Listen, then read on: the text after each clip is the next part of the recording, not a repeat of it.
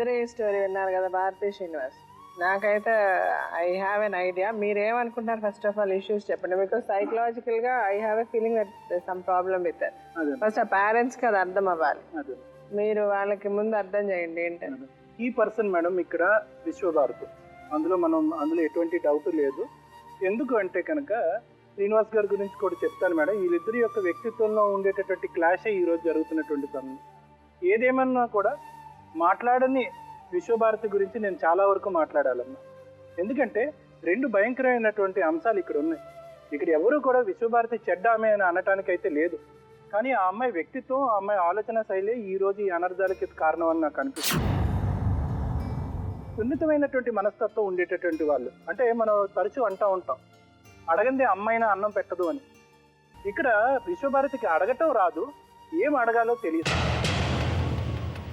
తన తరపున వకాల్తా పుచ్చుకుని మాట్లాడేటటువంటి తల్లిదండ్రులే కనిపిస్తున్నారు కానీ ఇక్కడ ఇంకోవైపు విశ్వభారతి నోట ఏంటో మాటే రావట్లేదు. చూసేటటువంటి వాళ్ళకి బహుశా కొద్దిగా మిస్అండర్స్టాండింగ్ రావచ్చు. అరే ఈ అమ్మాయి చాలా అనుభవించినట్టుంది, చాలా టార్చర్ పడిపోయినట్టుంది, హింస పెట్టేసినట్టున్నారు, కాబట్టి ఆ అమ్మాయి మాట్లాడలేకపోతుంది అనేటట్టు. ఇక్కడ తను తప్పు చేస్తుంది అని మన భావన కాదు, ఆ అమ్మాయి వ్యక్తిత్వమే అంత. సున్నితమైనటువంటి మనస్తత్వం ఉండేటటువంటి వాళ్ళు చాలా మంది విశ్వభారతిలాగే ఉంటారు. అంటే ఏంటంటే కనుక విశ్వంలో ఉన్నటువంటి అన్ని సమస్యలు మాకే వచ్చేసినాయి అనేటటువంటి భావన ఒకటి. తర్వాత ఏంటంటే ఈ విశ్వ ప్రయత్నం చేసి ఎవరికి ఏమ కుట్టేంత కూడా అపాయం కలగకూడదు అనేటటువంటి భావన కలిగేటటువంటి వాళ్ళు. ఈ రెండో అంశం వినటానికి చాలా బాగుంది, చాలా మంచి మా అమ్మాయి అని మనం అనుకోవటానికి ఉంది. అరే ఎవరికి నొప్పి కలగకూడదు, ఎవరికి బాధపడకూడదు, నేను ఎవరిని ఒక మాట అనకూడదు అనేటటువంటి తత్వం ఉంటాం. కానీ రెండో ఇష్యూ ఉంది చూడండి, నాకు చీమ కుట్టినంత సమస్య కూడా రాకూడదు, ఎవరు కూడా నా వైపు వేలెత్తి చూపెట్టకూడదు, ఎవరు కూడా నన్ను నిందించకూడదు, నన్ను ఒక మాట అనకూడదు, నేను చేసింది తప్పు అని చెప్పకూడదు అనేటటువంటి ఈ రెండో అంశం దగ్గరే ఈ మొత్తం గొడవలన్నీ కూడా వచ్చినాయి అనమాట. అంటే ఏంటంటే సున్నితమైనటువంటి వాళ్ళు వేరే వాళ్ళ వైపు వేలెత్తి చూపెట్టరు, వేరే వాళ్ళు వాళ్ళ వైపు వేలెత్తి చూపెడితే కనుక తట్టుకోలేరు. ఇటువంటి వాళ్ళు యూజువల్గా ఒక విధమైనటువంటి మానసిక ఒత్తిడి, డిప్రెషన్లోకి వెళ్ళేటటువంటి అవకాశం ఉంటుంది. అదే ఇప్పుడు విశ్వభారతిలో మనం చూస్తున్నామమ్మా. శ్రీనివాస్ యొక్క మనస్తత్వాన్ని మనం చూస్తే కనుక అతను తాగడు, అతను తిరుగుబోతు కాదు, ఆ ఊర్లో ఒక పేరుంది. ఓకే, చిన్నపాటి గొడవలు వస్తున్నాయి, సమస్యలు వస్తున్నాయి అన్నది మన అందరికీ అర్థమవుతుంది. దాన్ని ఈ అమ్మాయి టార్చర్ కింద ఎందుకు వాడుతుంది? నిజంగా టార్చర్ అనేటటువంటి మాట డెఫినేషన్ ఆ అమ్మాయికి వచ్చా మీకు అర్థమవుతుందా? సో ఇక్కడ ఏంటంటే టార్చర్ అనేటటువంటి మాట అంటే సింపుల్గా లీగల్గా కానీ సైకలాజికల్గా కానీ చూసుకుంటే అబ్యూజ్ అంటూ ఉంటాం. అబ్యూజ్ అనేటటువంటి మాట అమ్మా, అలాంటి వాళ్ళది నిజమైన ప్రేమ కాదు, అది వ్యామోహం.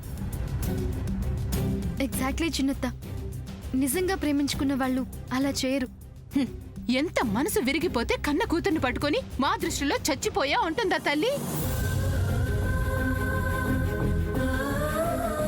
అది సరే అమ్మా, తన కూతురుతో తన మాట అనేటప్పుడు ఆమె మాటల్లో వ్యథ, కళ్ళల్లో బాధ గమనించావమ్మా?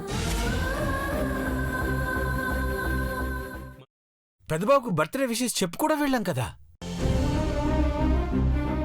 ఊరికే ఎలా కాలిపోతుంది? మంట పెడితేనో పడితేనో తగలబడుతుంది.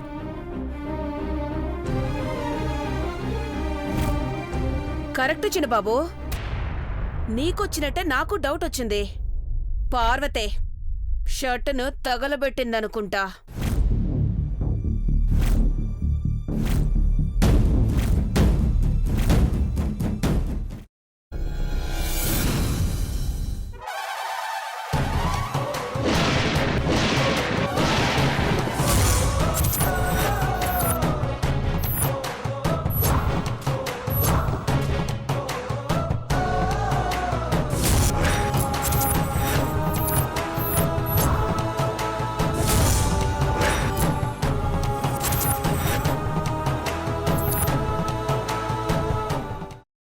కున్న తర్వాత పొట్టు తీసేసి చాప్ చేసి పక్కన పెట్టుకోవాలి.